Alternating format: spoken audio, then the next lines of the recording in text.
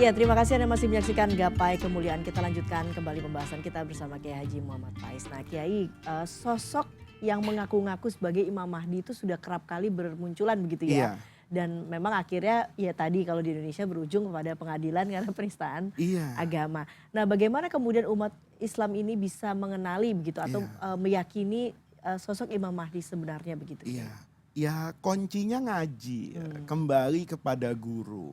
Imam Mahdi itu bukan menjadi pokok keimanan. Dia bukan seperti rukun iman. Tetapi dia memang diucapkan oleh Rasulullah dan saya harus percaya dengan apa yang diucapkan oleh Nabi. Tetapi bukan menjadi sosok yang harus kita tunggu-tunggu sehingga iya, kita melupakan banyak hal.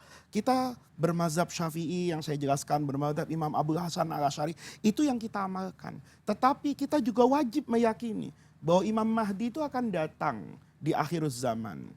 Ciri-cirinya secara fisik disebutkan kok oleh Nabi, sederhana. Kata Nabi, Al-Mahdi itu minni, bagian dari saya. Bagian dari saya itu apa? Min itrati, dari anak keturunan saya. Berarti nasabnya Imam Mahdi itu harus bersambung kepada Sayyidah Fatimah Az-Zahra. Gitu loh. Tentu dari dua anak beliau, hmm, Sayyidina Hasan dengan Sayyidina Husain. Itu dari aspek nasabnya. Maka dalam beberapa hadis, sekalipun hadis itu tidak sahih, itu banyak sekali yang menggambarkan bahwa Imam Mahdi itu bapaknya dari keturunan Sayyidina Husain, ibunya dari keturunan Sayyidina Hasan. Ada yang mengatakan tidak penting kita ketahui sampai di sana, tetapi nasabnya harus bersambung kepada Rasulullah dan berujung kepada Sayyidah Fatimah. hmm, Itu yang pertama. Yang kedua, Nabi juga bilang bahwa yuwati'u ismuhu ismi wasmu abihi abi. Nanti Imam Mahdi itu namanya sama dengan nama saya. Berarti dia namanya harus Muhammad. Muhammad. Nama bapaknya harus sama dengan nama bapaknya Rasulullah. Berarti Sayyidina Abdullah. Abdullah. Maka Muhammad bin Abdullah. Nabi juga memberikan gambarannya secara fisik.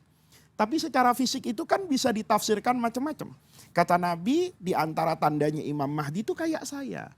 Jabhahnya, dahinya itu lebar. Hidungnya mancung. Dan banyak sekali kriteria seperti itu. Tetapi yang paling penting, saat kemunculannya, dia tidak mempromosikan dirinya. Dia tidak mengatakan, Anal Mahdi, enggak.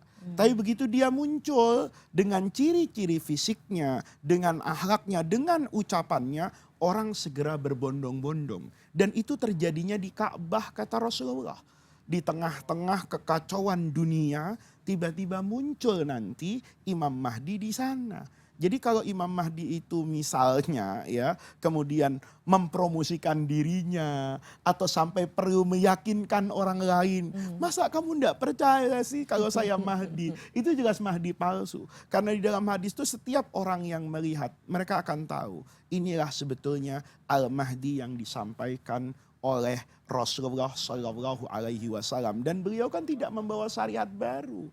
Beliau itu nanti dalam keyakinan kami mayoritas ahlus sunnah wal jamaah itu hanya pada aspek kepemimpinan. Hmm. Menebarkan keadilan, kesejahteraan, bahwa ketika kemunculannya yang nanti juga diiringi dengan Nabi Isa dan mengalahkan Dajjal sebagainya, itu adalah keindahan kehidupan di masa itu sampai nanti kemudian akan datang tanda-tanda lain yang setelah mereka, Mahdi dan Nabi Isa, setelah punahnya Dajjal, tidak akan ada lagi begitu banyak kebaikan di dunia ini.